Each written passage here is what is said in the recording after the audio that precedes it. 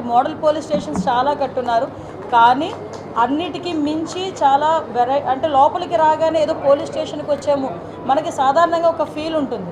మనకి పోలీస్ స్టేషన్కి వచ్చేసరికి కొన్ని పోలీస్ స్టేషన్లోకి వెళ్ళేసరికి మనకున్న బాధ ఇంకొంచెం రెట్టింపు అయ్యే పరిస్థితి ఉంటుంది, ఆ అట్మాస్ఫియర్ బట్టో లేకపోతే అక్కడున్న సర్కమ్స్టెన్సెస్ బట్టో.